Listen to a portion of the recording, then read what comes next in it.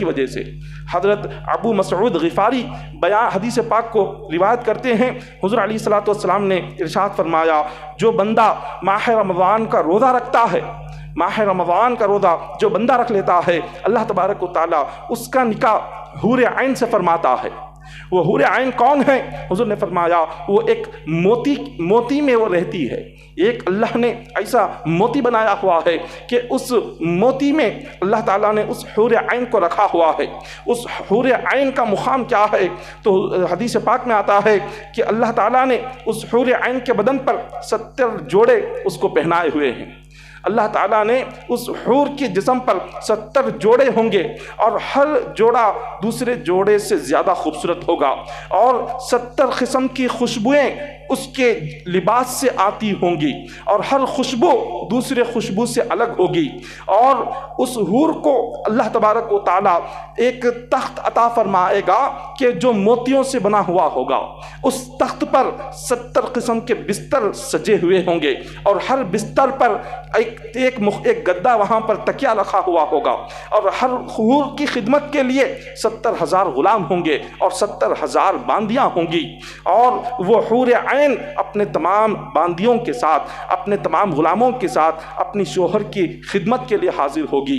اور اللہ تعالیٰ نے وہاں پر اس حور عین کو ایسا کھانا عطا فرمایا ہوگا کہ وہ اس برتن میں جب وہ کھانے کے لیے ہاتھ اٹھائے گی، اور اتنا لذیذ وہ کھانا ہوگا، ایک لقمہ جب کھائیں گی تو ایسا لگے گا کہ آج تک اتنا مزیدار لقمہ کوئی نہیں ہوگا۔ پھر جب وہ دوسرا لقمہ کھائیں گی وہ پہلے سے زیادہ لذیذ ہوگا، جب وہ تیسرا کھائیں گی وہ دوسرے سے زیادہ لذیذ ہوگا۔ وہ جیسے جیسے کھاتی جائیں گی اس کی لذت اور بڑھتی جائے گی۔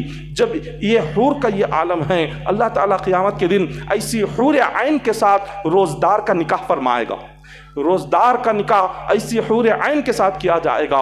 یہ اللہ نے روزدار کو روز کے روزے کے بدلے میں، اور اس کی جو تکلیف اس نے دنیا میں اٹھائی ہے، جو بھوک اور پیاس اس نے اٹھائی ہے، جو رمضان المبارک میں سخت گرمی کے وقت بھی جس نے روزہ نہیں چھوڑا، اور سخت سردیوں کے وقت بھی جس نے سحری میں اٹھنا نہیں چھوڑا، جس نے تہجد کو قضا نہیں کیا، 5 وقت نماز میں ایک نماز کو قضا نہیں کیا، نماز تراویح کو قضا نہیں کیا، قرآن پاک کی تلاوت کو قضا نہیں کیا، جس نے ماہ رمضان میں کسی گناہ کی طرف جس نے خیال تک نہیں کیا، ایسے بندے کو اللہ تبارک و تعالیٰ قیامت کے دن ایسی حور کے ساتھ نکاح فرماتا ہے۔ اور حضرت ابن عباس رضی اللہ تعالیٰ عنہ ایک حدیث پاک روایت کرتے ہیں کہ حضرت ابن عباس نے روایت کی کہ حضور علیہ الصلوۃ والسلام نے ارشاد فرمایا کہ ماہ رمضان کے استقبال کے لیے جنت 1 سال سے دوسرے سال تک سجائی جاتی ہے۔ ماہ رمضان کے استقبال کے لیے، ماہ رمضان کے آنے کی خوشی میں 1 سال تک جنت سجائی جاتی ہے۔ اور پھر جب ماہ رمضان کی پہلی رات آتی ہے، جس کو ہم چاند رات کہتے ہیں، یہ چاند رات ہم سمجھتے ہیں یہ کوئی عام رات ہے، نہیں، جس رات ماہ رمضان کا چاند نظر آ جائے وہ رات بڑی مبارک رات ہوتی ہے، وہ رات بڑی رحمتوں برکتوں والی رات ہوتی ہے۔ اس لیے کہ حدیث پاک میں آقا علیہ الصلوۃ والسلام نے فرمایا جب ماہ رمضان کی پہلی رات آتی ہے تو عرش کے نیچے سے ایک ہوا چلتی ہے۔ عرش، اللہ کا عرش کہاں ہے؟ 7 آسمانوں کے اوپر۔ عرش الہی کے نیچے سے ایک ہوا چلتی ہے، اس ہوا کا نام مشیرہ ہے۔ یہ ہوا جنت کے درختوں کو چھوتی ہوئی، جنت کے پتوں کو ہلاتی ہوئی، جنت کی زنجیروں کو ہلاتی ہوئی چلتی ہے، اور اس ہوا کے چلنے سے اس درخت کے پتوں سے اور زنجیر سے اتنی خوبصورت آواز آتی ہے کہ جس آواز کو آج سے پہلے کسی کانوں نے نہیں سنا ہوگا، اتنی خوبصورت وہ آواز ہوگی۔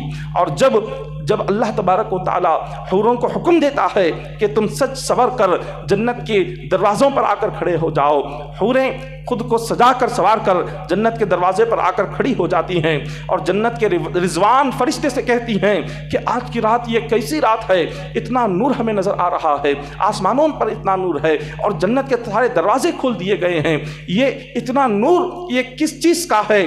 تو اللہ تبارک و تعالیٰ ارشاد فرماتے ہیں اے حوروں، میرے مصطفیٰ کی امت کے لیے ماہ رمضان کا مہینہ آج سے شروع ہونے والا ہے، میرے مصطفیٰ کی امت میں سے جو روزدار ہیں ان روزداروں کے لیے میں نے جنت کے دروازے کھول دیے ہیں۔ اور اللہ تعالیٰ جہنم کے مالک کو حکم دیتا ہے، اے جہنم کے مالک تم جہنم کے دروازوں کو بند کر دو۔ 1 مہینے تک جہنم کے دروازوں کو بند کر دیا جاتا ہے، مکمل 1 مہینہ۔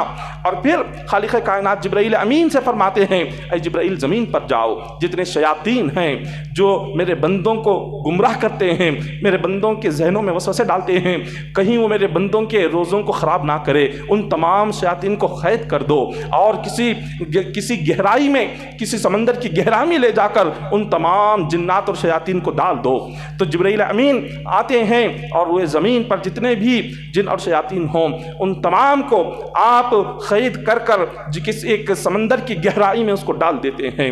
پھر اس کے بعد اللہ تبارک و تعالیٰ فرماتا ہے کہ میرے مصطفیٰ کی امتیوں تم جاؤ، آج سے ماہ رمضان کی ابتدا ہو رہی ہے۔ خدا فرماتا ہے کہ ہر رات 3 مرتبہ تمہارے لیے میں اعلان کروں گا، ہر رات 3 مرتبہ میں تمہیں یہ آواز دوں گا، یہ اعلان کروں گا، میرے اعلان کو سنو اور میرے اعلان کو سن کر تم میری بارگاہ میں آ جاؤ۔ وہ 3 کیا ہے؟ ہر رات اللہ تعالیٰ وہ 3 اعلان کیا کرتا ہے؟ اللہ کا سب سے پہلا اعلان تو یہ ہے، خدا فرماتا ہے ماہ رمضان کی راتوں میں ہے کوئی مانگنے والا جو میرے پاس آئے میں اس کا سوال پورا کروں۔ ماہ رمضان کی ہر رات اللہ تبارک و تعالیٰ یہ بندوں سے پہلا اعلان کرتا ہے کہ بندوں تمہارا کوئی سوال ہو تو بولو، تمہاری کوئی دعا ہو تو بولو، تمہاری کوئی حاجت ہو تو بولو، میں تمہاری دعا کو قبول کرنے کو تیار ہوں، تمہارا سوال ہو تو بتاؤ، تمہارا سوال پورا کرنے کو تیار ہوں، تم مجھ سے کچھ مانگنا ہو تو بتاؤ، میں تمہیں عطا کرنے کو تیار ہوں۔ پھر اس کے بعد اللہ کا دوسرا اعلان ہوتا ہے کوئی بندہ جو آ کر توبہ کرے میں اس کی توبہ کو قبول کرنے کو تیار ہوں۔ آؤ بندو تمہاری جو توبہ ہو کرو، یہ ماہ رمضان کی مبارک راتیں ہیں، تمہاری توبہ قبول کرنے کو تیار ہوں۔ پھر اللہ کا تیسرا اعلان یہ ہوتا ہے کہ ہے کوئی بندہ جو آئے اور اپنے گناہوں کی بخشش مجھ سے مانگے، میں اس کی بخشش کرنے کو تیار ہوں۔ یہ 3 اعلان اللہ کی بارگاہ سے ماہ رمضان کی راتوں میں مسلسل ہوتے رہتے ہیں اور یہ سلسلہ مسلسل 30 راتوں تک جاری رہتا ہے۔ پھر اس کے بعد آقا علیہ الصلوۃ والسلام نے فرمایا ماہ رمضان میں ہر دن افطار کے وقت میں اللہ تبارک و تعالیٰ ہزاروں جہنمیوں کو جہنم سے آزاد کر کے جنت میں داخل فرماتے ہیں۔ ہر افطار کے وقت میں 30 دنوں تک جیسے ہی افطار کا وقت شروع ہوتا ہے اللہ تعالیٰ ہزاروں جہنمی جہنم سے نکالتے ہیں اور انہیں جنت میں داخل کرتے چلے جاتے ہیں۔ اور جب جمعہ کا دن آتا ہے ہر دن تو ہزاروں اللہ تعالیٰ افطار کے وقت میں جہنمیوں کو آزاد کرتا ہے، لیکن جمعہ جب ماہ رمضان کی جمعہ آتی ہے اللہ تعالیٰ اس جمعہ کے دن افطار کے وقت میں ہزاروں جہنمی نہیں بلکہ لاکھوں جہنمیوں کو جہنم سے آزاد کر کے جنت میں داخل فرماتے ہیں۔ اور جب ماہ رمضان کا آخری دن آتا ہے تو پہلی تاریخ سے لے کر آخری 29ویں روزے تک جتنے جہنمیوں کو اللہ نے جہنم سے آزاد کیا تھا آخری تاریخ اتنے ہی جہنمیوں کو جہنم سے آزاد کر کے جنت میں داخل فرماتے ہیں۔ یہ ماہ رمضان کا ایک ایک لمحہ جو گزرتا ہے، ایک ایک دن جو گزرتا ہے، ہر دن میں اللہ نے اتنی برکتیں رکھی ہیں، ہر آنے والا دن پہلے سے زیادہ رحمتیں لے کر آتا ہے، ماہ رمضان کی ہر آنے والی رات پہلے سے بڑھ کر برکتیں لے کر آتی ہے۔ اور پھر آقا علیہ الصلوۃ والسلام نے یہ ارشاد فرمایا ماہ رمضان میں جیسے ہی یہ ہر روز جب سورج نکلتا ہے تو افطار کے وقت تک اللہ تعالیٰ اپنے کچھ بندوں کو چاہے وہ مرد ہو یا عورتیں ہوں اللہ تبارک و تعالیٰ ان گنہگاروں کو جہنم سے آزادی عطا فرماتے رہتا ہے۔ اور ہر آسمان پر ایک فرشتہ اللہ نے مقرر کر دیا ہے یہ اعلان کرنے کے لیے۔ اس فرشتے کا معاملہ کیا ہے؟ اس فرشتے کا سر 7 آسمانوں کے اوپر اللہ کے عرش کے نیچے ہے اور اس کے پاؤں 7 زمینوں کے نیچے ہے۔ اتنا بڑا وہ فرشتہ ہے کہ اس کا سر 7 آسمانوں کے اوپر اور اس کے پیر 7 زمینوں کے نیچے ہے، اور اس کا ایک پر مشرق میں ہے تو دوسرا پر مغرب میں ہے، اور اس کے سر پر ہیرے موتیوں کا تاج رکھا گیا ہے۔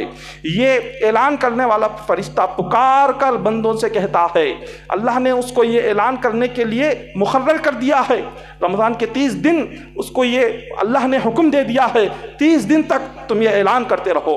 وہ اعلان کیا ہے؟ وہ فرشتہ اعلان کرتے رہتا ہے کہ اے بندو بندوں آؤ، اللہ کا حکم ہے تم میں سے جو کوئی توبہ کرنے والا ہو رب کی بارگاہ میں چلے جاؤ، وہ تمہاری توبہ کو قبول کرنے کو تیار ہے۔ وہ فرشتہ اعلان کرتا ہے کہ اے بندوں آؤ، تمہاری کوئی دعا ہو تو بتاؤ، اللہ کی بارگاہ میں دعا کرو، وہ تمہاری دعا قبول کرنے کے لیے تیار ہے۔ وہ فرشتہ کہتا ہے کہ اے بندوں آؤ، تمہاری کوئی تکلیف ہو تو رب کی بارگاہ میں پیش کرو، تمہاری کوئی مصیبت ہو تو رب کی بارگاہ میں پیش کرو، وہ تمہاری تکلیف دور کرنے کو تیار ہے، تمہاری مصیبتوں کو تم سے ہٹانے کے لیے تیار ہے۔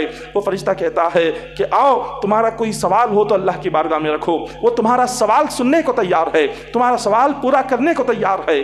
یہ اللہ نے اس فرشتے کو مقرر کر دیا ہے۔